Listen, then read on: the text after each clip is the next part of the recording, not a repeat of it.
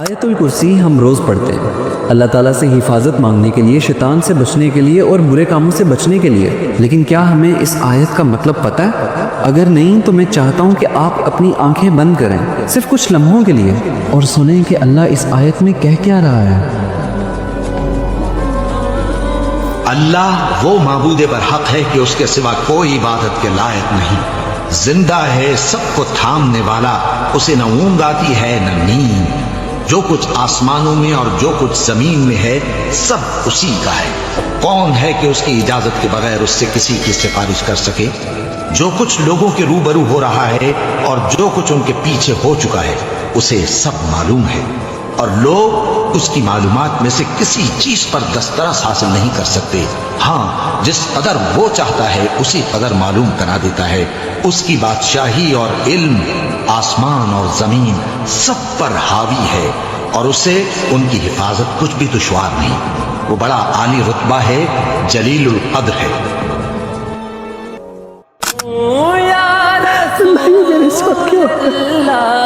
اللہ تعالیٰ اکثر اپنے بندے کو ایسی جگہ سے آزماتا ہے جو اس کے سب سے عزیز ہو، جو اس کے سب سے قریب ہو، جو اسے سب سے پیاری ہو، لیکن اللہ تعالیٰ اپنے بندے کی برداشت کی حد کو جانتا ہے۔ اللہ ظالم نہیں ہے، اللہ اپنے بندے کو کبھی ایسے امتحان میں ڈالتا ہی نہیں ہے جو وہ برداشت ہی نہ کر پائے۔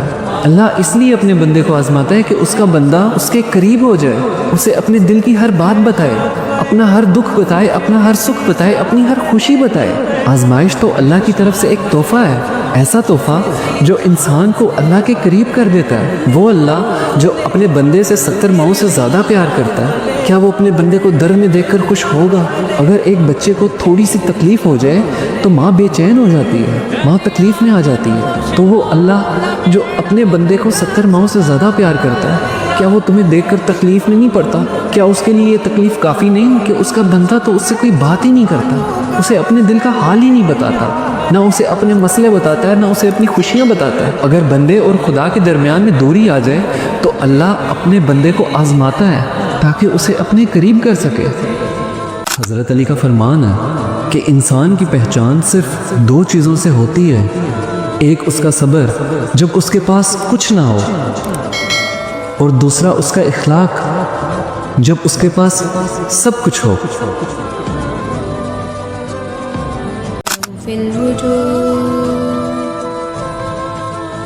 وہ انسان بڑا ہی بدقسمت ہے جو اس دنیا سے عزت کی امید رکھتا ہے، جو اس دنیا کے لوگوں میں سکون تلاش کرتا ہے۔ یہ دنیا تو وہ ہے جس نے اللہ کے نبیوں کو عزت تک نہیں دی، ان پر پتھر برسائے گئے، ان کو آگ میں پھینکا گیا۔ یہ دنیا ہر اس شخص کے لیے بہت ظالم ہے جو اس دنیا کو خوش کرنے کے لیے اپنی زندگی گزار دیتا ہے۔ اگر یہ ساری دنیا، یہ ساری کائنات، یہ سارے لوگ مل کر بھی اگر آپ کو عزت دینا چاہیں تو نہیں دے سکتے جب تک اللہ نہ چاہے۔ اسی لیے تو اللہ قرآن میں گلہ کرتا ہے کہ کیا میں تمہارا خدا نہیں ہوں تو تم کہاں بھاگے جا رہے ہو؟ کیا یہ دنیا تمہیں مجھ سے زیادہ چاہتی ہے؟ کیا تم یہ نہیں جانتے کہ ہر روز تمہارے گناہ میرے پاس آتے ہیں، لیکن پھر بھی میں تمہارا رزق اپنے فرشتوں کے ہاتھ کو اگلی صبح بھیج دیتا ہوں؟ اور اللہ کو وہ شخص نہایت پسند ہے جو اس دنیا کو چھوڑ کر اللہ کو راضی کرے، اس دنیا کو ناراض کر کے اللہ کو خوش کرے۔ اور اللہ ایسے شخص کو ہی عزت نوازتا ہے جو دنیا کی فکر چھوڑ کر اللہ کو راضی کرے۔ بے شک اللہ بہترین عزت والا ہے اور وہ ہر انسان کو عزت دینے والا ہے۔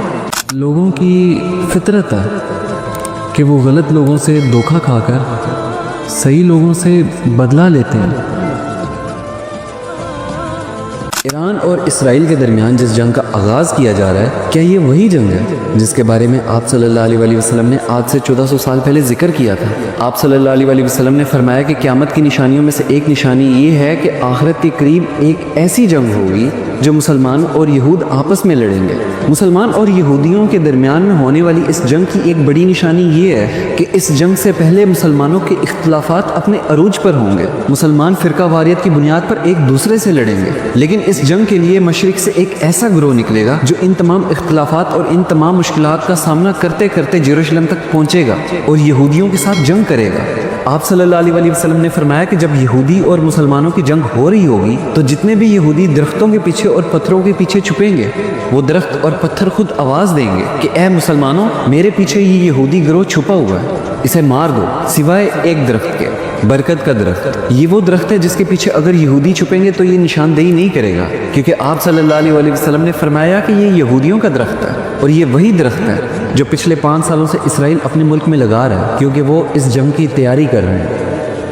ہمارے پیارے نبی آپ صلی اللہ علیہ وسلم نے فرمایا کہ قیامت تب تک نہیں آئے گی جب تک ایک حق اور باطل کی بہت بڑی جنگ نہ ہو جائے، ایسی جنگ جس پر مسلمان غلبہ پائیں گے اور حق پر لڑنے کے لیے خراسان سے کالے جھنڈے والی فوجیں نکلیں گی۔ آج سے 1400 سال پہلے خراسان ایک ملک ہوا کرتا تھا جس میں آج کے نقشے کے مطابق پاکستان کا کچھ حصہ، افغانستان کا کچھ حصہ اور ایران کا ایک حصہ آتا ہے، اور ایران کے اس حصے کو آج بھی خراسان کہتے ہیں۔ اس کے بعد حضرت امام مہدی اللہ کی طرف سے ایک رحمت بن کر آئیں گے اور مسلمانوں کے اس لشکر کی سربراہی کریں گے۔ وہ دجال کے فتنے کے خلاف اور دجال کے فتنے کو بڑھانے والے یہودیوں کے خلاف ایک بہت بڑی جنگ کریں گے۔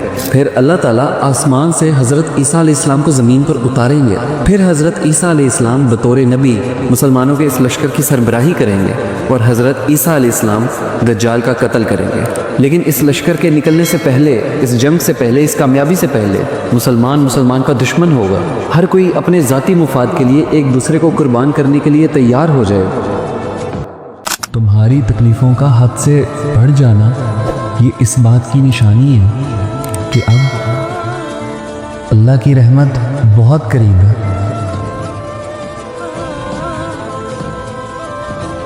ایران کے سپریم لیڈر آیت اللہ سید علی خمینی ایک 90 سال کے بزرگ جو کہ آپ صلی اللہ علیہ وسلم کی نسل سے تعلق رکھتے ہیں، آپ صلی اللہ علیہ وسلم کے نواسے حضرت امام حسین کی نسل سے تعلق رکھتے ہیں، انہوں نے اسرائیل کے خلاف ہونے والی جنگ میں ایک چیز واضح کی کہ میری جان ضروری نہیں ہے، ایران ضروری نہیں ہے، اسلام ضروری ہے، اور اسلام کا دفاع کرنے کے لیے ہم کچھ بھی کریں گے، کسی سے بھی لڑیں گے۔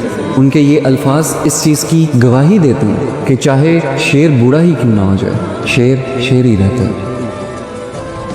جس طرح اسرائیل نے ایران پر حملہ کیا اس وہم و گمان میں کہ ہمارے ساتھ تو بہت بڑی طاقت کھڑی ہے یا ہم بہت طاقتور ہیں، ہمیں تو کوئی انسان للکار نہیں سکتا، اسی طرح آج سے 1400 سال پہلے یہودیوں کا یہی خیال تھا۔ لیکن آپ صلی اللہ علیہ وسلم اپنے 1500 کے لشکر کے ساتھ خیبر کے میدان پہنچے اور خیبر فتح کیا۔ اس وقت بھی یہودیوں کو اپنی طاقتور فوج اور اپنی طاقتور سپاہیوں پر بڑا فخر تھا، اور ان سپاہیوں میں ایک سپاہی کا نام مہرب تھا۔ مہرب اس جنگ کے آغاز سے پہلے آپ صلی اللہ علیہ وسلم کے سامنے ساری مسلمان فوج کو یہ للکارتے ہوئے کہتا تھا کہ کون ہے تم میں سے جو مجھ سے لڑے گا؟ میں وہ ہوں جس کو میدان جنگ کے اندر آج تک کوئی شکست نہیں دے سکا۔ اس مسلمانوں کے لشکر کے اندر حضرت علی بھی موجود تھے۔ حضرت علی نے آپ صلی اللہ علیہ وسلم سے اجازت مانگی کہ آپ صلی اللہ علیہ وسلم مجھے اجازت دیں، میں اس مہرب سے لڑنا چاہتا ہوں۔ تو آپ صلی اللہ علیہ وسلم نے حضرت علی کو اجازت دی اور حضرت علی میدان جنگ کے اندر گئے۔ دکھنے میں تو وہ مہرب حضرت علی سے کافی لمبا تھا، طاقتور دکھتا تھا، حضرت علی اس کے مقابلے میں چھوٹے تھے، لیکن حضرت علی میدان جنگ کے اندر اپنے جسم سے نہیں، ایمان سے لڑتے تھے، اللہ کی دی ہوئی قوت سے لڑتے تھے۔ مہرب نے جب حضرت علی کو میدان جنگ کے اندر دیکھا تو کہا کہ تم جانتے ہو میرا نام مہرب ہے، آج تک مجھے میدان جنگ کے اندر کوئی دشمن گرا نہیں سکا، تم مجھے گراؤ گے؟ تو حضرت علی نے اس کو کہا کہ میری ماں نے میرا نام حیدر رکھا ہے، میری تلوار کا نام ذوالفقار ہے۔ یہ سن کر مہرب نے حضرت علی پر وار کرنا شروع کیا، اس نے کئی وار کیے، حضرت علی نے ہر وار کو روکا، لیکن جب حضرت علی نے تلوار اٹھائی تو اس پر صرف ایک وار کیا، اس کے سر پر تلوار چلائی اور اس کا جسم 2 حصوں میں گر گیا۔ یہ منظر دیکھ کر یہودی ساری فوج ڈر گئی۔ تو یہ بات بتانے کا مقصد یہ ہے کہ چاہے کافر کی تعداد کتنی ہی کیوں نہ ہو، وہ کبھی مسلمان کو شکست نہیں دے سکتا۔ تاریخ میں بھی جیت صرف مسلمانوں کی ہوئی تھی اور آنے والے وقت میں بھی جیت صرف مسلمانوں کی ہوگی انشاءاللہ۔